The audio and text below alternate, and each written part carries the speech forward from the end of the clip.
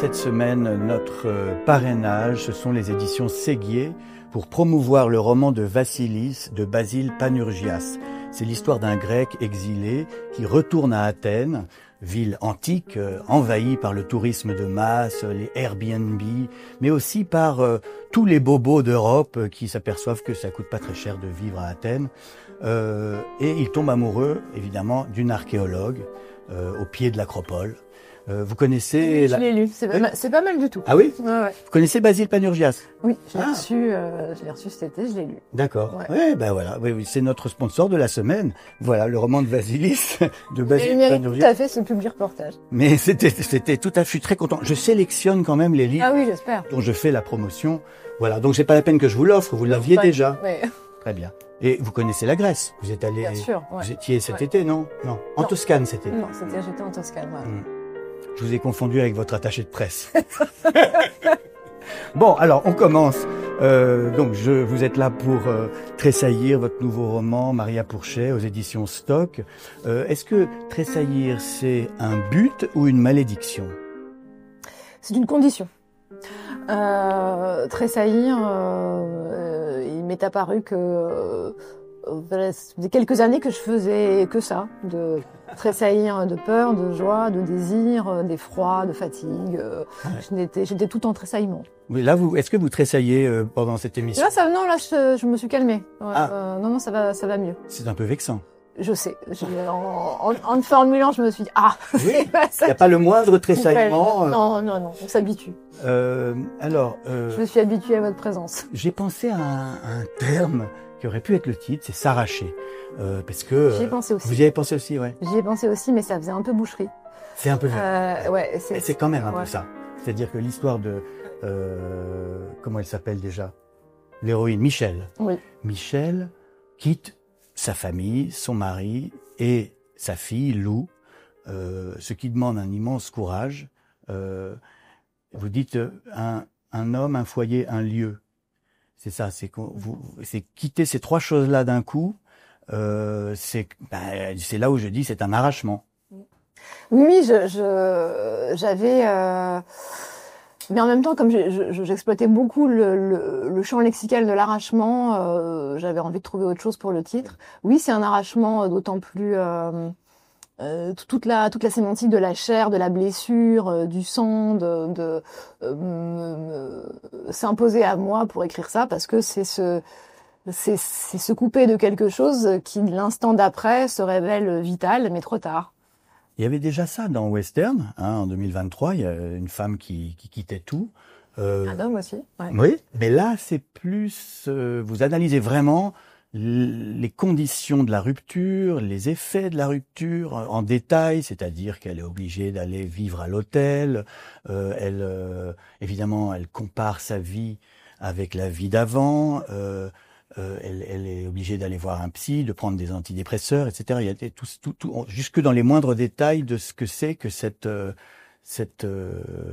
comment dire, le fait de quitter sans être tombée amoureuse d'un autre, juste quitter pour quitter.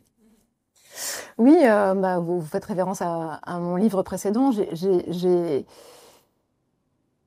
Je crois que j'écris pour rendre compte de ces moments-là où un individu, un homme, c'est souvent une femme parce que je le suis, va tenter une autre version de lui-même. Et c'est les épisodes les plus dangereux de l'existence, puisque tenter une autre version de soi-même, c'est-à-dire qu'on va rejouer son nom, ses repères, ses habitudes, son lieu, l'idée qu'on a de soi-même, l'idée que les autres ont de vous-même, et on ne sait absolument pas ce que ça va produire. Et dans tout, alors il y a la passion, il y a la maternité, il y a l'exil, il y a l'immigration, il y a plein de ces étapes-là. Celle qui, à mon avis, la plus dangereuse, c'est quitter le foyer, c'est quitter la vie cousue main, c'est-à-dire quitter ce qui procède de vous, ce qu'on a inventé pour soi et puis aussi ce pourquoi on a été programmé par ses parents aussi, parce que Michel, visiblement, c'est un appareil de conditionnement éducatif, sociaux, etc. qu'il faut aussi qu'il faut aussi fendre et Et ça fait longtemps que je voulais écrire là-dessus. Là, j'ai la maturité pour le faire, me semblait-il. Mais depuis l'enfance, j'ai été très sensible à ces... J'ai vu beaucoup d'adultes presque se suicider dans cette opération-là de rompre avec le modèle qui les avait fait et qui les avait fait. Et c'est pour ça que je dis c'est le plus dangereux et le plus courageux. Oui. Ouais. Beaucoup de s'en... C'est un livre où vous parlez beaucoup d'ailleurs de courage et de peur. Hein, la narratrice, elle est presque exagérément en train de tressaillir tout le temps. Ouais. Et pourtant, elle passe à l'acte. Est-ce que je peux vous demander de lire la page 15 ? Oui. C'est pas un ordre, quel était parce que je refuse le patriarcat, mais enfin, c'est une suggestion.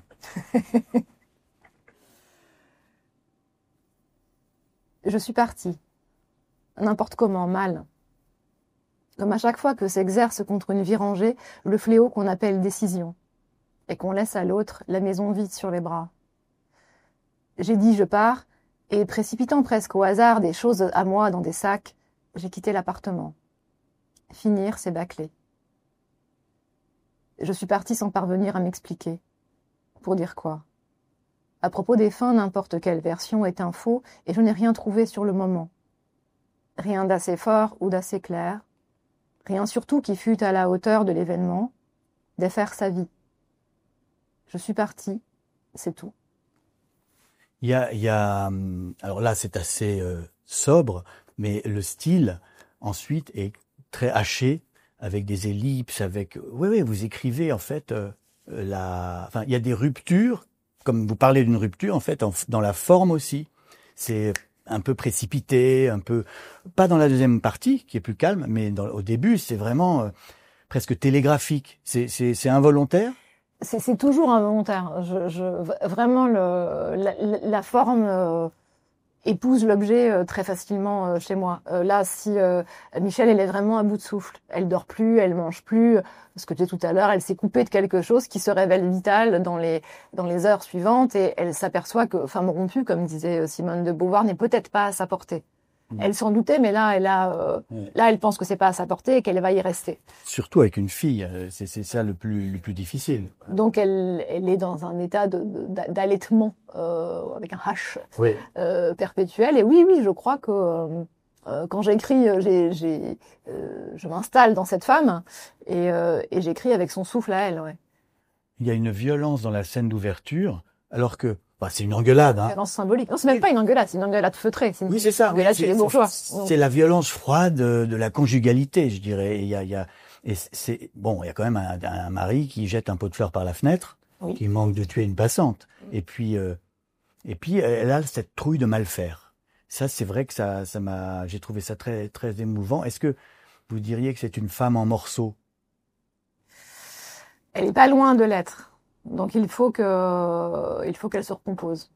À ce moment-là, justement, c'est dans cette scène d'ouverture, il y a une violence froide, sourde, qui s'explique par des attitudes, des mots qui ont l'air très simples, des activités domestiques très limitées, et en fait qui font circuler énormément d'hostilité et d'agressivité. Je pense que tous les gens qui sont en couple depuis longtemps doivent imaginer ce que j'évoque.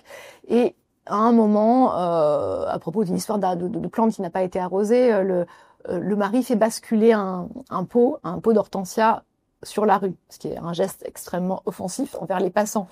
Mais c'est lui qui détourne son agressivité, qui aurait pu se diriger vers elle, il la dirige vers un objet. Et en fait, ce qu'elle voit, c'est qu'elle pourrait être en morceaux. Dans cette et c'est à ce moment-là qu'elle s'en va. Oui. Mais je pense qu'elle ne l'est pas encore. Je pense que la rupture est le produit quand même d'un sursaut vital, d'un sens de la préservation aigu. Donc on n'est pas, c'est pas mon histoire, hein, mais on n'est pas. Si on est encore capable de fuir, ça va. Non, mais ce qui est très inhabituel, je sais pas, c'est de quitter pour personne d'autre. C'est ça qui est assez courageux, et même dur pour le mari. Le mari, il comprend pas pourquoi elle fout tout en l'air sans être amoureuse d'un autre, simplement parce qu'elle en a ras-le-bol de ce mariage, quoi, de ce couple. Ouais. Bon, moi, je connais beaucoup de gens qui sont capables de quitter la vie cousu main même pour personne d'autre, mais c'est quand on est vraiment rendu au terme du voyage. Et parfois, il peut y avoir quelqu'un qui est l'ordre du détonateur, enfin plutôt de l'interrupteur, sans qu'il soit question d'amour, juste un véhicule, une roue, pour passer d'une vie à l'autre. Mais alors là, on parle très sérieusement, mais comme toujours, chez vous, il y a beaucoup d'humour, il y a beaucoup de sarcasme, il y a des formules. Elle dit, par exemple, dans l'ensemble, je promets beaucoup de choses à beaucoup de monde. Est-ce que là, ça parle de la narratrice ou de vous? Là, ça parle, mais vraiment, ça parle de la narratrice. Hein. Je n'aurais pas pu. Alors, pour régler la question une fois pour toutes, on ne peut pas écrire une histoire comme ça si c'est la sienne. Alors, Pourquoi? Bien sûr, parce qu'on expose trop de gens. Enfin, pour moi, la liberté de l'écrivain s'arrête. Ernaud, ça l'a pas dérangé. Il y a beaucoup d'écrivains, notamment sur la rupture. Il y a le livre de Constance Debré, qui était quand même un choc, où elle exposait toute sa famille, y compris son fils. Et elle racontait comment elle en avait ras-le-bol de... Ah, moi, j'en suis absolument incapable. Ouais. Vraiment, en plus, vous évoquez des livres que j'aime beaucoup. Annie Ernaux, elle a changé beaucoup de choses pour moi. Mais c'est pas... La violence, c'est pas... La violence ad hominem, elle n'est pas... chez Annie Ernaux, elle me frappe pas. Je veux dire, on ne sait pas de qui elle parle, Annie Ernaux. Oui. C'est les gens sont presque des stéréotypes. C'est l'homme, la femme, l'amant, le mari. Voilà, c'est pas. On est loin du roman à clé. J'aurais pas pu raconter cette histoire si les protagonistes pouvaient clairement s'identifier. Bien sûr, toutes les émotions dont je parle m'ont traversé à un moment ou à un autre de mon existence, mais les épisodes tels que décrits sont imaginaires. Je ne peux pas. C'est bien de le préciser. Bon, heureusement qu'il y a Lou, parce que Lou, elle a 6 ans, et Michel n'a pas le droit de se laisser aller. Elle écrit, enfin vous écrivez, c'est pas humain. Cette situation où on quitte sa famille et donc son propre enfant, c'est pas humain, et pourtant elle ne peut pas se laisser aller. Elle peut pas se suicider, par exemple. Est-ce que je me trompe? Alors, je pense que c'est pas du tout quelqu'un qui a ce ressort-là. C'est plutôt si ça tressaille, c'est que ça tressaille encore. Ouais. C'est que le cœur gauche est à sa place et il a encore des aspirations et encore une fois, comme j'ai dit tout à l'heure, si on part, c'est qu'on a décidé d'une mue, c'est qu'on a décidé de fermer un cycle et d'en commencer un autre. Donc c'est le contraire de la pulsion suicidaire. Mais effectivement, ce qu'il y a de plus, ce qu'elle ne peut pas anticiper, et il faut que ça passe par la chair, c'est ce que ça fait, l'arrachement à l'enfant. Alors là, moi, je raconte une femme qui, comme il y a un problème d'appartement, elle ne peut pas vivre immédiatement tous les jours avec son enfant. Idem, c'est pas quelque chose que j'ai vécu. Moi, j'ai vécu un jour une garde alternée, mais ça renvoie la mère à une condition animale. C'est-à-dire que la tristesse d'être inédite, qu'on ne connaît pas, qui n'a pas d'équivalent, d'être séparé du petit. Ce truc épidermique qui nous renvoie à l'état de je sais même pas, de louve, Ouais. Et parmi toute la gamme de souffrances physiques qu'elle ressent, celle-là, c'est la pire. Bien sûr. Et rien dans nos éducations, enfin dans les concentrés de civilisation que nous sommes, rien ne nous prépare à appréhender ça, à le comprendre et à le traverser. Et elle en particulier. Oui, alors elle devient presque folle. Et vous avez parlé de mue, et vous écrivez « Quitter commence par la peau ». La peau part en premier. Donc il y a un dégoût physique, il y a une lassitude physique dans ce couple, j'imagine.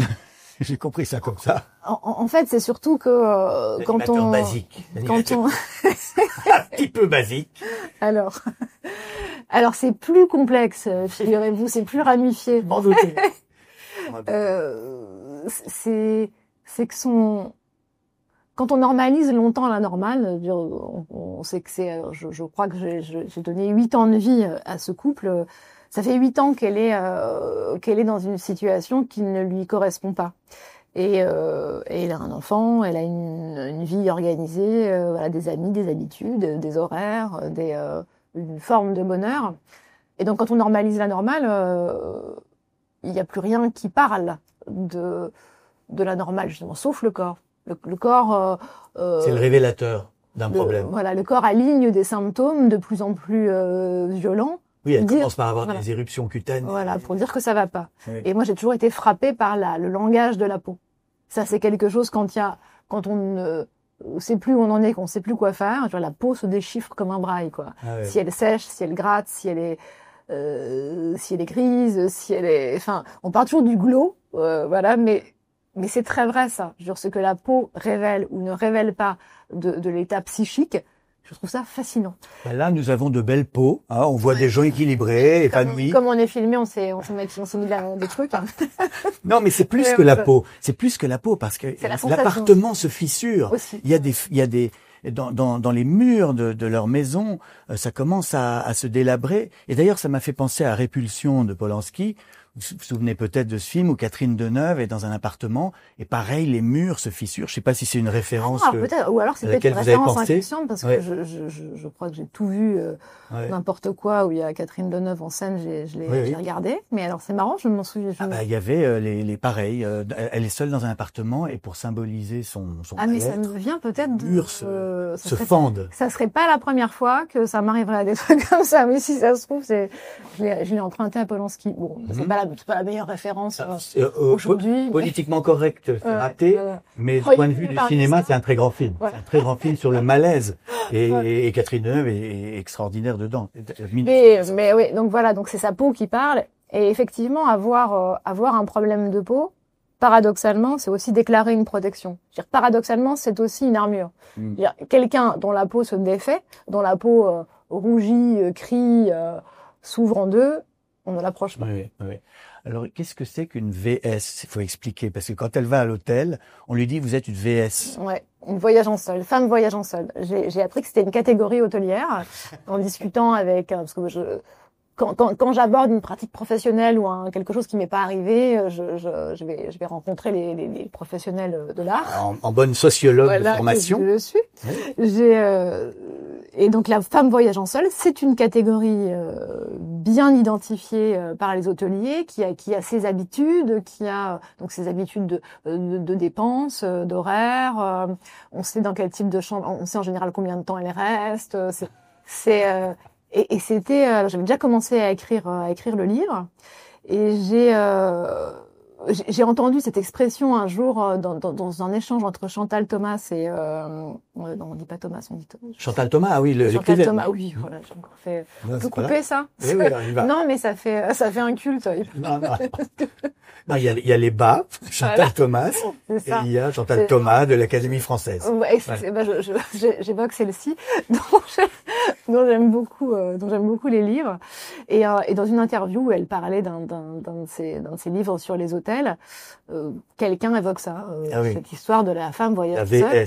Et j'ai creusé, et effectivement, c'est une catégorie. Et Michel relève à son corps défendant de cette catégorie. Elle n'est pas déprimée, mais terrifiée. C'est vrai qu'il y a c'est ça au tout début du livre. Tout le début du livre, c'est une femme terrorisée par la solitude. Encore une fois, le sursaut vital, la peur, c'est le sursaut vital. Oui, vous la comparez à une biche. Alors ça, c'est assez marrant, la métaphore de Bambi.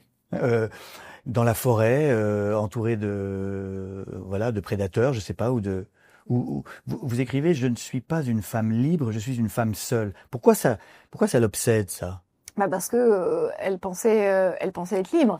Elle pensait, en se détachant de ce qui l'opprime et la blesse, l'use et la fatigue, elle pensait que mécaniquement elle se sentirait libre. Et en fait, elle n'éprouve absolument pas un sentiment de liberté. Elle éprouve un sentiment c'est autre chose qui l'encombre. C'est la peur de l'avenir, c'est le désespoir de l'arrachement, c'est le regret d'avoir déchiré encore une fois sa vie cousu de main, qui était finalement son œuvre aussi.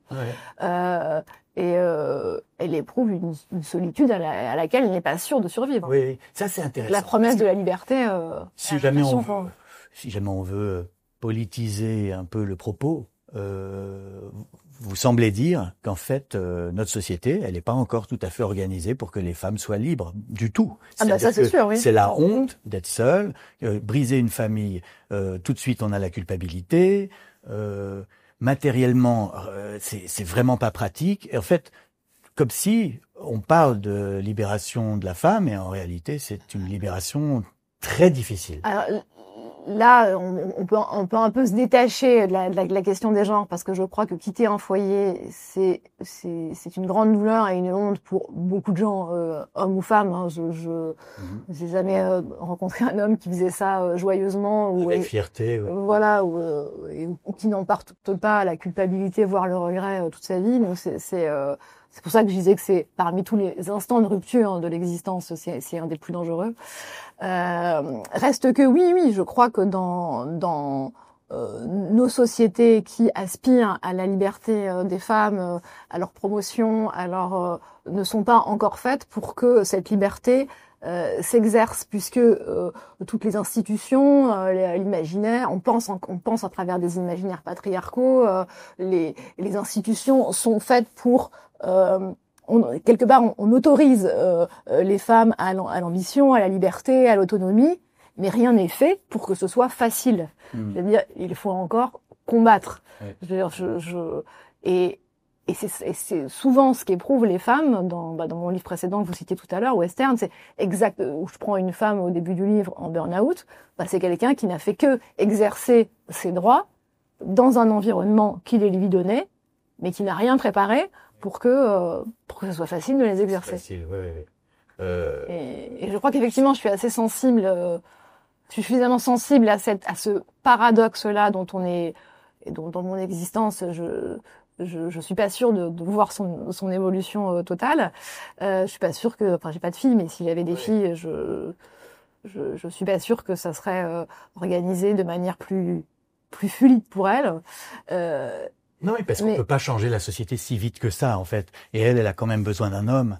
Et c'est ça, ce personnage, Michel. Elle veut se libérer, mais elle a quand même, on sent. Oui, elle sent, et elle se désespère pour ça, mais elle se demande si elle se dit avec désespoir, mais si ça se trouve, elle le dit je sais plus comment elle le dit, à 40 ans, toute seule dans les bois, il est pas exclu que je m'en sorte, je vais me faire bouffer, en fait. Ouais. Alors, bien sûr, c'est une représentation. Mais tout est fait pour que cette représentation lui soit renvoyée. Soit renvoyée. Et alors, j'adore plein de moments, notamment, elle cherche un moment à prier Dieu, et qu'est-ce qu'elle voit? La croix verte d'une pharmacie. Et ça, pour moi, ça résume le XXe siècle. En une image, c'est le XXe siècle. On cherche à prier Dieu, puis on voit la solution, c'est la croix de la pharmacie. Parce que le 21e, c'est... Non, c'est pareil, oui. C'est pareil, mais... Oui, parce qu'on est au 21e siècle. Oui, c'est vrai, j'oublie. Aussi, ce qui est assez drôle, c'est le mari quitté, qui est un peu votre Adrien II, vous, le mari de Belle du Seigneur. Lui, il s'appelle Sirius. Alors, je me demandais pourquoi Sirius? Est-ce que ça veut dire seriously? Il est trop serious? Non, Sirius, c'était, c'est pas moi, je donne l'explication maintenant, c'est l'étoile, Sirius. C'est le repère. C'est une étoile très lointaine, et je crois que c'est dans l'Iris de Suse où Giono explique ce que c'est que le point de vue de Sirius. Ce qu'on voit de Sirius, on le voit très très loin, et c'est à la fois suffisamment lointain pour voir le contexte d'un problème, et pour le voir tellement petit qu'il disparaît.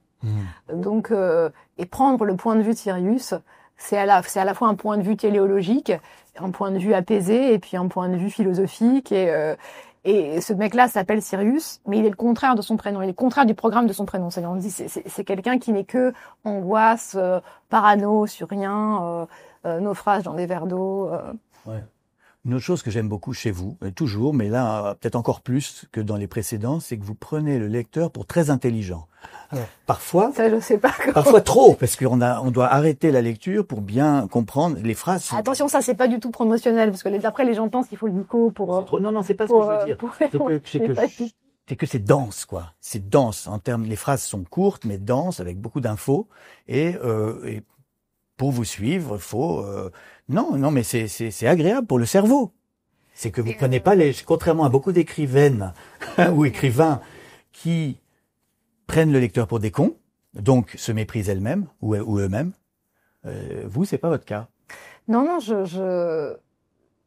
effectivement, donc c'est pour la promo, ça veut dire que des gens intelligents qui nous regardent doivent le lire. Voilà. Si vous êtes con, ne lisez pas Maria Pourchet. Et si vous vous baladez dans la rue avec Maria Pourchet, ça veut dire que vous êtes quelqu'un de plutôt malin, quoi. Ouais. Non, mais j'essaie de me rattraper. Non, mais je l'ai très bien pris. Oui, pour moi, le roman sert à penser quelque chose. Moi-même, comme lectrice, un roman qui ne pense pas, je vois pas l'intérêt. Parce que sinon, pour ce qui est de la description, bah, il y a les infos. Pour ce qui est de l'émotion pure, je sais pas, j'imagine qu'il y a des téléfilms. Si quelqu'un accorde, surtout vu comme sont organisées les pratiques culturelles aujourd'hui, accorde quelques heures à lire un roman, si ce roman ne pense pas, s'il ne fait que l'émouvoir, je tiens à émouvoir aussi. Hein, voilà, un roman, pour moi, il doit penser, il doit dire ce qui est tu. Sinon, on n'a pas de fonction. À quoi ça sert de savoir écrire si on n'est pas capable de verbaliser, de sonoriser ce qui les tue et ce qui voudrait être dit chez des gens qui n'ont pas l'occasion d'écrire, qui ne veulent pas, qui ne savent pas. Voilà. Non, c'est vrai. Vous nous faites regarder cette situation qui est une situation banale, hein, de rupture amoureuse. Tout le monde a plus ou moins vécu ça. Et qui est très très tragique un peu, enfin oui.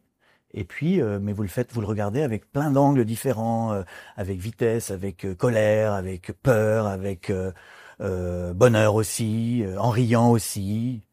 Et le livre se termine, c'est très beau, sur un mot, alors. Comme ça, c'est complètement suspendu.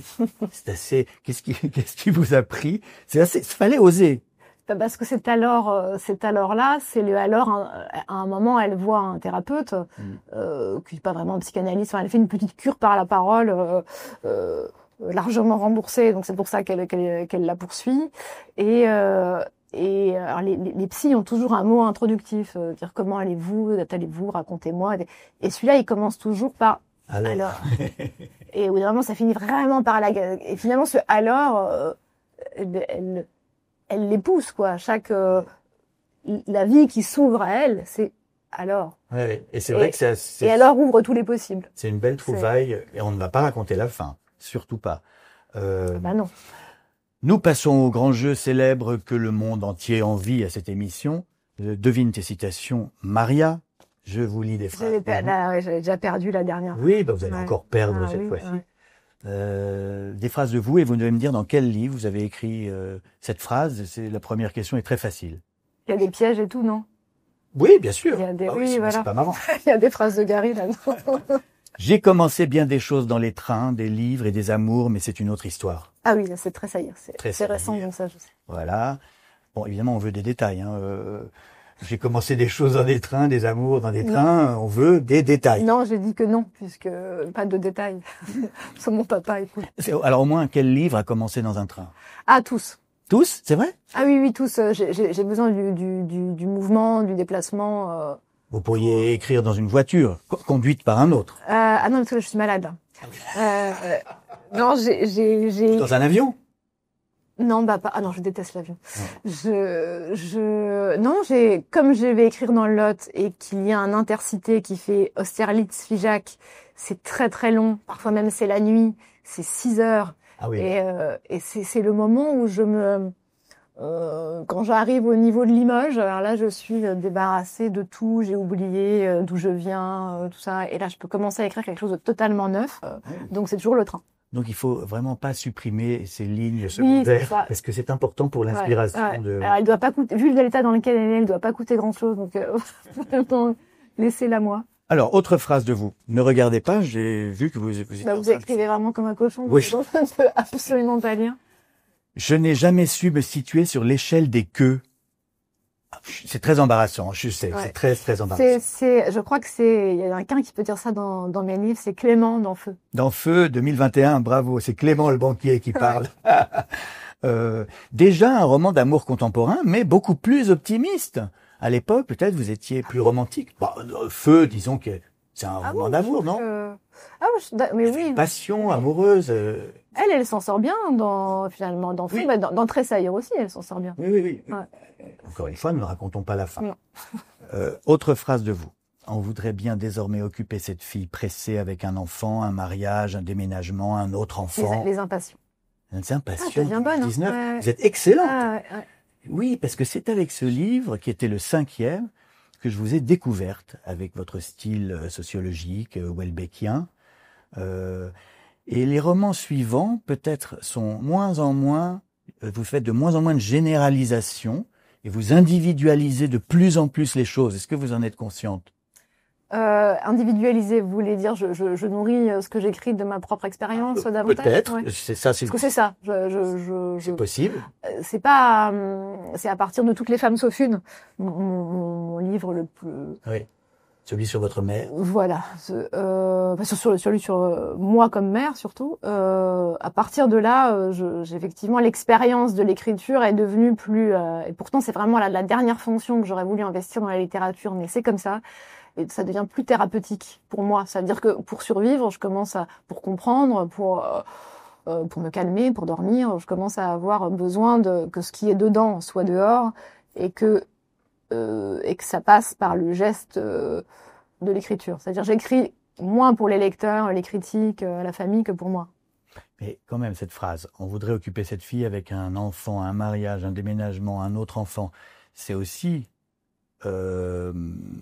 comment dire, il y a aussi un message, c'est aussi un peu engagé de dire ça. C'est-à-dire que là, une fois de plus, la société contraint la femme à un certain nombre de choses, le mariage, la maternité, c'est fatigant, et puis les hommes sont fatigants, compliqués. Enfin, c'est un peu ça, cette phrase.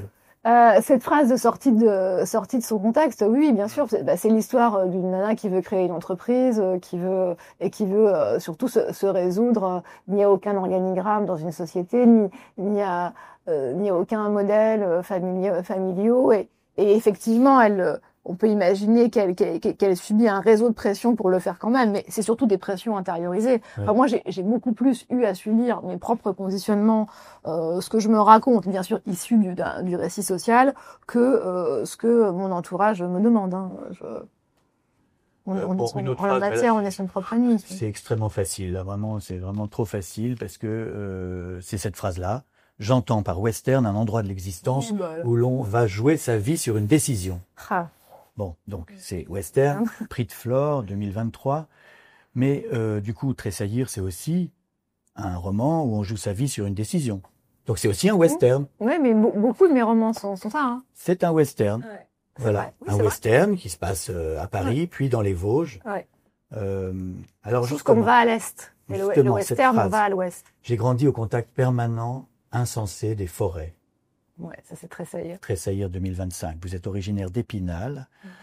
Pas exactement, plus beaucoup plus forêt profonde. D'accord. C'était l'endroit de la maternité. Vous avez même travaillé au Républicain Lorrain. Tout à fait. Ça c'était à Metz. Et donc c'est la deuxième partie est intéressante du livre parce que vous donc Michel divorce et donc retourne involontairement sur ses racines. Et finalement, une nostalgie en chasse une autre. La nostalgie de ce paysage, de cette forêt, chasse la nostalgie du foyer familial qu'elle vient de fracasser. Elle s'y superpose. A priori, dans l'état où elle est, c'est la dernière chose qu'elle devrait faire, retourner dans un endroit qu'elle qualifie de vert et noir, qu'elle a mis 17 ans à quitter, avec lequel elle entretient un rapport de rejet un peu confus. Et finalement, la vie, mais comme elle devient un peu mystique et puis elle a plus rien à faire en fait. Donc elle y va, un peu poussée par son entourage aussi. Mais il va pas pour retrouver ses racines, elle y va pour un colloque ou je sais pas quoi. La vie donne toujours une bonne raison, une raison rationnelle pour que notre rationalité s'y accroche. Donc elle s'accroche à cette bonne raison défendable comme telle, et puis qui est un atelier d'écriture dans un lycée qui se trouve être le lycée dans lequel elle a étudié elle-même. Et puis là elle va se cogner tous les spectres tous les spectres de son enfance, les uns après les autres, qui ont fait ce qu'elle est, et surtout qui sont à l'origine de cette peur qu'elle qu'elle ne veut même plus interroger tellement c'est devenu elle, quoi. Tellement c'est devenu l'identité. Qu'est-ce qui a fait d'elle une biche? C'est-à-dire une biche, c'est quelqu'un qui fuit, qui esquive et qui et c'est aussi la biche, c'est aussi l'animal que la harde peut donner aux chiens et aux chasseurs pour sauver tous les autres. C'est vraiment, ça peut être vraiment l'animal sacrifié comme dans le conte. Et comme elle sait cette condition-là, elle se sait la proie par excellence, y compris la proie des siens. Elle a un art de l'esquive et de la fuite qui est inégalé dans la forêt. C'est là où je trouve le livre vraiment intéressant parce que au début, roman de la rupture sentimentale.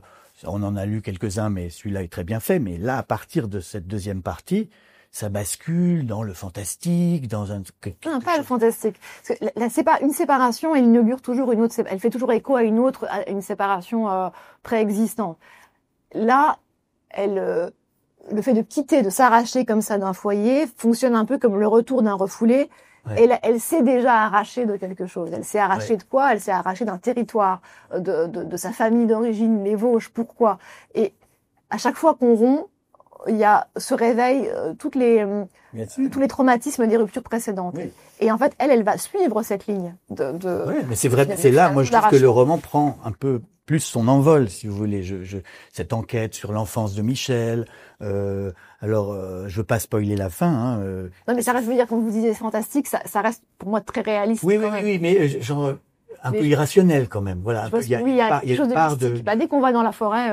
Oui, voilà, exactement. Il y a une part de conte de fées et tout ça. Mais bon, zéro lutin. Non, il n'y a aucun troll. On garantit, c'est troll free. Voilà, parce que vous faisiez vraiment les dissertes de vos camarades? Ah, ça c'est vrai. Ah, oui, il y a des choses. La partie quand elle évoque son enfance, là, je peux assumer que c'est autobiographique. Voilà, comme je parle pas directement de mes parents ou de mes frères ou je parle que de l'enfance de Michel, c'est la mienne. Autre chose, est-ce que c'est autobiographique? Des Converse orange, des vodka goût orange, tout était orange à l'époque, même les trains. Ouais. Vous vous souvenez pas, tout c'était orange. Après, c'est devenu la couleur du type, mais orange, c'était. C'était à l'époque la couleur de l'avenir. C'est ça, hein. C'est vraiment. Et puis il y a toujours votre humour. J'aime bien cette phrase-là. Un match entre Lens et Metz les passionne pour des raisons qui ne peuvent être que très personnelles. Enfin, une autre phrase. Alors là, c'est plus dur. Où avez-vous dit cela? La fiction, c'est la santé du réel. Alors c'est bien mon genre, mais je sais pas. Cette phrase, je trouve très forte. Vous l'avez prononcée dans une interview à Harper's Bazaar cet été, en août 2025. D'accord. Ouais. La fiction, c'est la santé du réel. Développez cette idée, ma chère. Ah si, c'est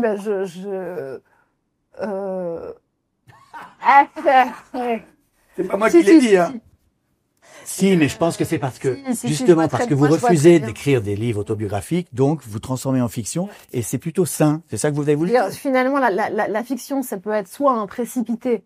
Une fois qu'on a extrait chimiquement le sens, ce qu'il faut garder du réel, parce que finalement, le réel, c'est parasitage, c'est pas, il y a plein de choses dans le réel, en fait. C'est souffrance, narcissisme, parano, ennui, mais il y a toujours quelque chose.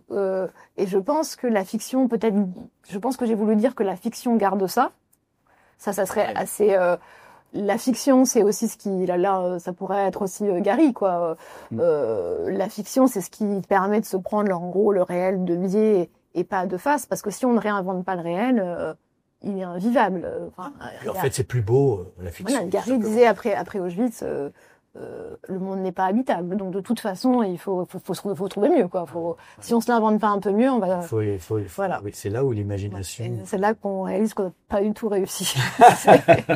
Non, je crois que la fiction, c'est ce que je disais tout à l'heure, c'est la fonction thérapeutique de la littérature, c'est-à-dire que comment appréhender, traverser son réel et le comprendre, si on ne le sublime pas dans quelque chose, moi. En l'occurrence, c'est la fiction. Une histoire. Oui. Voilà, donc je crois que la fiction, pour le coup, je sais pas si c'est ça que j'ai voulu dire. Oui, mais si, c'est pas bête. La fiction, c'est ma santé. La fiction j'ai très mal. Nous soigne. Oui, c'est vrai. On a besoin d'histoire, on a besoin de storytelling pour se raconter une vie améliorer, Voilà, ou d'autres fantasmer. Oui, oui. Non, non, mais c'est bien. Ouais, ou même les vies qu'on aurait, d'autres vies que la sienne. Enfin, moi, je sais que je raconte des versions qui auraient pu être ma vie, mais toujours en plus effondrée, à une bifurcation près, à un choix près. Je raconte ce que j'ai évité. Ouais. Et je crois que je le conjure un peu comme ça. Non, mais je vais rechercher cette interview, ça m'intéresse beaucoup. Oui, c'est pas vrai mal. qu'elle est bien, cette phrase. Oui, elle est bien. Ouais, ouais. Alors, le questionnaire de Bec BD, donc on est dans une émission complètement nombriliste et je veux concurrencer Proust. Il y a le questionnaire de Proust, maintenant il y a le mien. C'est inattendu. Ça. Alors, ce sont 20 questions que j'ai écrites au bord de ma piscine cet été et vous devez répondre assez rapidement. D'accord. Mais en réfléchissant quand même un peu. Pourquoi un jeune devrait-il lire votre livre au lieu de scroller sur TikTok?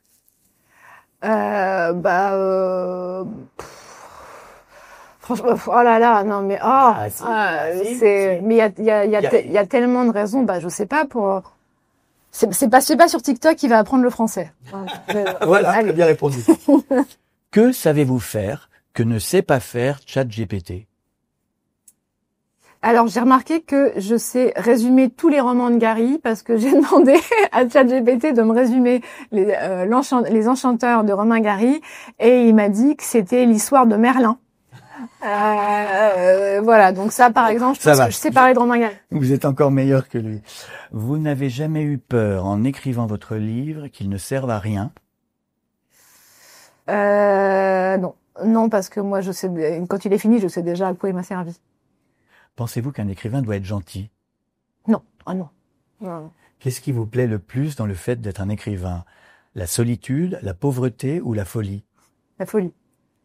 Avez-vous déjà écrit en état d'ivresse? Oui. C'était quoi? C'était nul. Quoi? C'était nul. C'était nul? Ah, c'était nul? Ah, d'accord. J'avais bu du Cahors, je crois. Du vin rouge.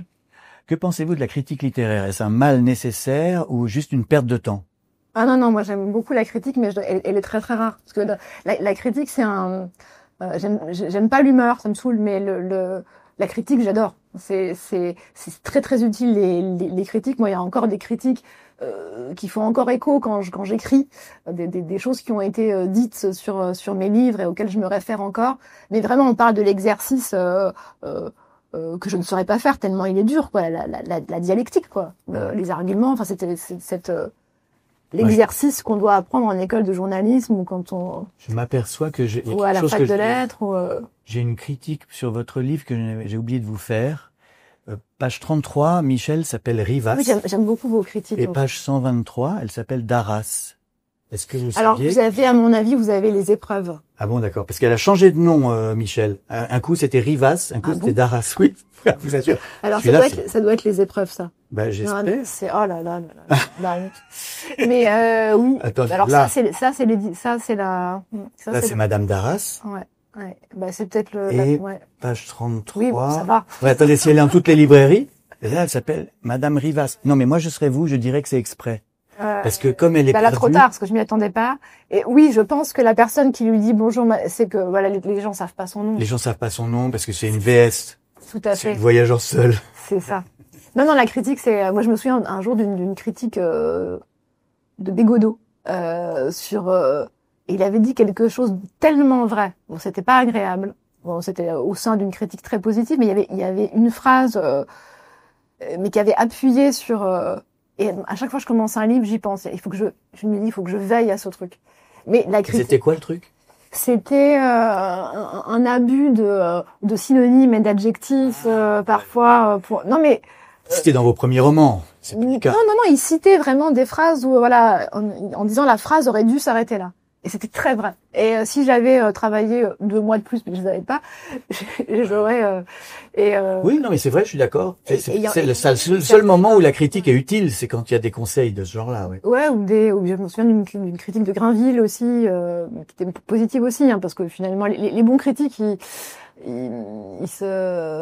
l'éreintement, c'est un peu fini, quoi. Il n'y a pas assez de place dans la presse pour éreinter les gens. Oh, moi j'aime bien, mais... Oui, voilà. Ouais. Oh, mais vous je le fais de moins en moins. Dans un exercice d'admiration. Et oui, bon, voilà. Oui. Alors, autre question. Fantasmez-vous sur J.D. Salinger, qui n'a jamais donné d'interview de sa vie? Non. Un roman doit-il réparer le monde? On entend beaucoup ça. Ah ouais, non, j'ai pas ces ambitions-là. Non. Quel est votre chef-d'œuvre? Faut vous dire un seul? Il faut dire un seul. Je dirais Champion. Champion, hein? Ouais. Êtes-vous une ouin-ouin? Non. Non, je crois pas. Non, je crois pas. Vous auriez pu, vous. J'ai pas pu me le permettre. Vous auriez pu dans un livre sur la rupture. Le but de la littérature n'est-il pas de mentir sans se faire prendre? Peut-être, un peu. Quel est le meilleur écrivain français vivant? Ah. Français vivant. Un seul, pareil. Un seul. Ah non, mais ça, c'est rude, ça. Bon, bah, Annie Ernaux. Et le meilleur de toute la planète? Le meilleur de toute Vivant. la planète. Vivant de toute la planète. Vivant. Pensez aux Espagnols, aux écrivains latinos, aux Américains, aux Anglais. Le meilleur. Ou ça peut être un Français d'ailleurs. Ouais, peut-être Michon. Je sais Pierre que Michon. ouais. Non, mais moi c'est les stylistes quand même qui. Bien sûr. Ouais. Quelqu'un qui n'invente pas la langue m'intéresse pas beaucoup quoi. C'est non. Comme votre langue c'est le français, Pierre Michon qui, je sais, écoute cette émission, donc il sera très heureux de vous entendre dire ça. Si vous étiez très riche, cesseriez-vous d'écrire? Ah non. Non. Et d'ailleurs, je suis très riche. La phrase de vous, supposé que... attention, très important, la phrase de vous dont vous êtes le plus fier. Ah, j'ai pas la mémoire de mes phrases. Non? Bah, j'aime bien la santé du réel. Mais c'est dans un interview. Ça veut dire que tous vos livres n'ont servi à rien. Juste, il faut donner un entretien à Harper's Bazaar. La fiction, c'est la santé du réel, mais elle est bien, hein. Ouais. Et je suis sûr que c'est une question pour le bac français. Vous voyez, je pense qu'un jour, il y aura commenter et développer cette idée. La phrase dont je suis le plus fier. La plus fière, ouais. Non, mais cette question, fallait me la poser hier, et puis j'aurais eu le temps Mais justement, non. de réfléchir. Mais j'entretiens des rapports compliqués à la fierté, un peu, donc. Avez-vous menti durant cette conversation? Non, mais c'est parce que comme j'ai pas l'impression que c'est filmé, c'est un peu le problème, quoi. Non, j'ai pas menti. Non. Attention, la question Fahrenheit 451. Si les livres étaient interdits, quel livre seriez-vous prête à apprendre par cœur pour le sauver? Les âmes fortes, Jean Giono. C'est gros, hein? Ouais. Ah, ouais. Mais j'en connais des pages par cœur. D'accord. Y a-t-il un livre qui vous a sauvé, vous? Ouais, c'est plusieurs livres de Gary, mais je pense que c'est Les Enchanteurs. Ouais. Dernière question, quel est votre âge mental? Mon âge mental. La biche dans les Vosges, elle a quel âge? Ouais, elle peut être très vieille. Hein. Non, je crois que je suis vieille en fait. Donc votre âge mental, c'est 83 ans. C'est possible, hein? Enfin, je dis ça, c'est pas vu. En même temps, j'ai pas du tout fait l'expérience des. Allez, 40. D'accord. Je prends aucun risque là en fait. Merci. C'est pas une bonne question. Les autres, elles étaient super. Oui, je vais pas finir par celle-là. Ouais. Non, ok. Elle fait très. Moi, j'aime bien quel est votre âge mental, parce que moi, je sais lequel c'est 5 ans, donc je. Oui, c'est ça. Mais il est temps de le savoir. Hein. Alors, attention, on refait l'exercice du début. Merci infiniment. Frédéric Becbédé. Non, Maria. Maria Pourchet. Merci infiniment. Maria Pourchet. Je vous ordonne de lire. Tressaillir. Aux éditions. Stock. Voilà, je sais pas si c'est une si bonne idée de terminer comme ça.